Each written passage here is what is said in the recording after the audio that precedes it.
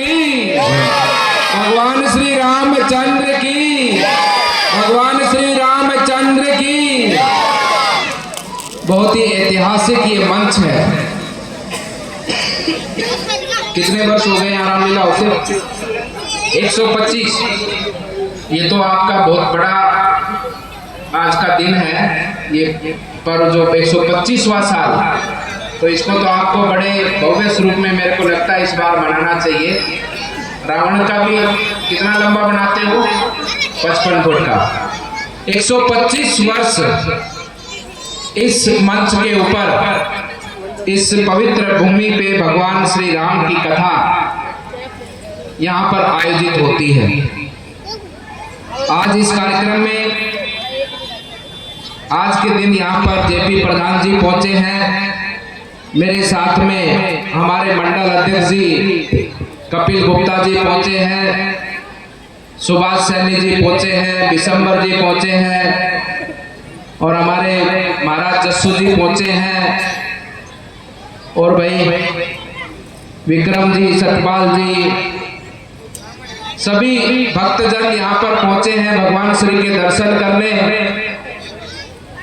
और विशेष रूप से जो इस कार्यक्रम को अपनी अध्यक्षता के माध्यम से इसको आगे पहुंचाने वाले भगवान गोयल जी, सरपंच रामनिवास जी, और आप सबको यहाँ पर मंच संचालन के रूप में, क्योंकि जो मंच संचालन करता है वो सबका संचालन करता है कार्यक्रम के अंदर, और मंच पर होने वाले एक एक कार्यक्रम के बारे में, उसके भाव गुण के बारे में आप सबको अपनी वाणी के माध्यम से बताता है। ऐसे बहुत ही सुंदर मंच संचालन करता श्री नरेंद्र शर्मा जी अध्यक्ष जी हैं, गौरी शंकर जी हैं, भारत भूषण जी हैं, और आप सभी जितने भी हमारे इस रामलीला कार्यक्रम में जो भी भगवान श्री राम की इस लीला में अलग अलग पात्रों का निर्वहन करते हैं, ऐसे हमारे सभी भाई बंधुजन, पूज्य ब्राह्मण देवता भी जो कि रामायण का पाठ करते हैं, उनके साथ में भजन गायक की सभी जो टीम है, और सबसे विशेष रूप से आप सभी भक्तजन, आप सबसे बड़े हैं जो भी यहाँ पर भगवान श्री राम की कथा को सुनने इतनी बड़ी संख्या में हमारी माताएं बहनें पहुंची हैं। इधर देखे तो सब के सब युवा साथी, मैं देख रहा हूं इस कार्यक्रम में बुजुर्ग तो हैं, लेकिन बहुत बड़ी संख्या हमारे युवा साथियों की है, जिसको देखकर मुझे बहुत ही अच्छा अनुभव या अच्छा भाव उत्पन्न हुआ है कि आप सब इतनी बड़ी संख्या में जो हमारे युवा साथी इस कार्यक्रम में, इस रामलीला को देखने पहुंचे हैं। और जैसा मैंने कहा कि सबसे बड़ा इस कार्यक्रम में कोई है तो आप सभी भक्तजन हैं, क्योंकि भगवान को भी भक्त ही पूजता है।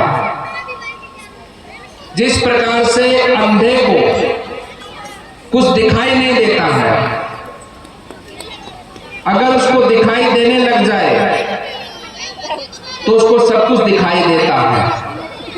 ठीक उसके विपरीत भगवान को तभी कोई जान पाता है जब उसका भक्त उसके सामने होता है, तभी संसार को पता लगता है भगवान के गुणों के बारे में,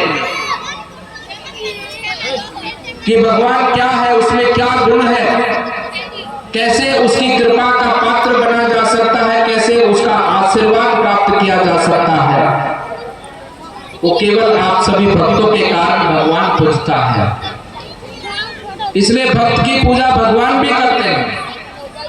और समय समय पर आपने अपने इतिहास में देखा भी है, कथाओं के अनुसार सुना भी है, कि जब भक्त भगवान के लिए, भगवान की प्रार्थना के लिए अपने भजन के माध्यम से भगवान को पुकारता है, उसका आह्वान करता है, तो भगवान को इस धरा पर उसको दर्शन देने आना ही पड़ता है।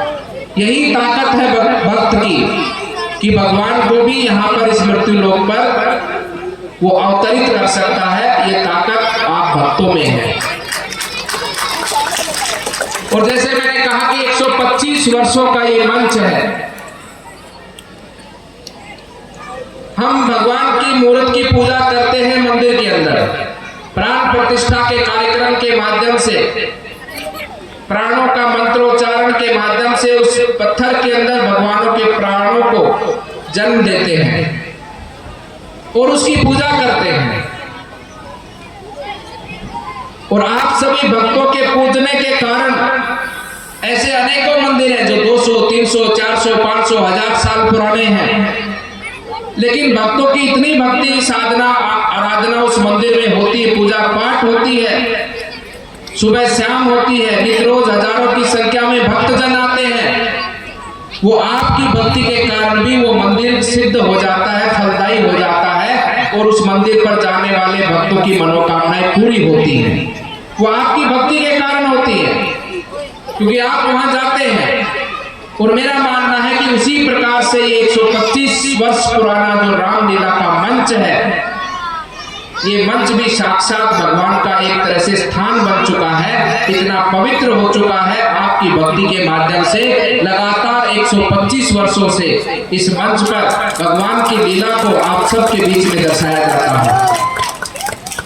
और मैं आपको पूरे विश्वास से कहना चाहता हूं, ये जो आज रामलीला का कार्यक्रम पिछले 9-10 दिनों से लगातार दशहरे तक चलेगा यहाँ पर, और कभी आप विचार करते हो, सोचते हो कि ये तो रामू है जो राम बना हुआ है, ये कन्हैया है जो बलराम बना हुआ है, ये राम सिंह है जो रावण बना हुआ है, ये कृष्ण है जो ये फलाना बना हुआ है, ये फलाने का लड़का है, ये फलाने का लड़का है। ये बात आपकी ठीक है, भगवान श्री राम भी दशरथ के पुत्र थे। उन्होंने भी इस धरा पर आकर अपना पिता का स्वरूप दशरथ जी को दिया था। इस मंच पर जो कलाकार भगवान श्री राम के जीवन की लीला को अलग अलग पात्रों में जो निर्माण करते हैं, मैं आपको पूरे विश्वास से कहना चाहता हूं कि इन सब के अंदर भगवान श्री राम समाये हैं, इन सब के अंदर भगवान हनुमान समाये हैं, सब के अंदर भरत समाये हैं, सब के अंदर अलग अलग स्वरूप समाये हैं। आप इनको भी उसी भक्ति भावना से, आपने भगवान श्री राम को नहीं देखा है, लेकिन मैं कहता हूं कि आप पिछले 7 दिनों से लगातार 8 दिनों से भगवान श्री राम के दर्शन कर रहे हैं। यही भगवान की लीला है। ऐसे ही आपके राम हैं, ऐसे ही भगवान श्री हनुमान हैं। ये तो साक्षात भगवान का मानव जीव अंश है, उसका ही अंश है, ये आत्मा भगवान की अंश है। जब हम पत्थर के अंदर भगवान श्री हनुमान को, राम को, अलग अलग देवी देवताओं को पूजते हैं, यहाँ तो इस मंच पर साक्षात रूप में जीव आत्मा के रूप में भगवान श्री राम और भगवान श्री हनुमान, ये पूरी वानर सेना, पूरा परिवार आपको भगवान श्री दर्शन साक्षात रूप में दे रहे हैं। इसलिए माताओं, बहनों, युवा साथियों, बुजुर्गों, इसे साक्षात स्वरूप मानकर इनके प्रति प्रार्थना करिए, अपने जीवन की मंगल कामना करिए। आप सौभाग्यशाली हैं कि हर वर्ष भगवान श्री राम यहाँ पर इस मंच के माध्यम से हम सबको दर्शन देते हैं। और भगवान श्री से इस प्रार्थना के भाव से आगे बढ़िए कि आपके जीवन का कल्याण हो। संसारिक दुख तो आते जाते रहेंगे, लेकिन इंसान का, मनुष्य का सबसे बड़ा जो दुख है, जो अपने जीवन में संतोष की अनुभूति करता है, अपने जीवन को आनंद के साथ जीता है। संघर्ष होते, ठीक है, होते रहेंगे, आनंद के साथ में संघर्षों को भी जीत कर आगे बढ़ेंगे, लेकिन जीवन से निराशा नहीं है। जीवन को आनंद से जीते हैं, खुशी से जीते हैं। जो जैसा मिलता उसमें आनंद की अनुभूति करते हैं। चाहे कष्ट है तो कष्ट भी आनंद के साथ में उन कष्टों को जीतने का काम करते हैं, उनको दूर करने का काम करते हैं। ऐसी विद्या, ऐसा भाव, ऐसा ज्ञान अगर आपको हो जाएगा तो आप भी संत हो जाएंगे। तो इस बात का मेरा कहने का अर्थ इतना है कि जीवन में सबकी अलग अलग व्यवस्थाएं हैं, लेकिन इस जीवन मरण के दुख से मुक्ति अगर कोई दिला सकता है तो भगवान का पथ है, भगवान का रास्ता है। भगवान के बताए हुए पथ पर चलकर जीवन को आनंद से जिए। और मैं आपको कहना चाहता हूं, केवल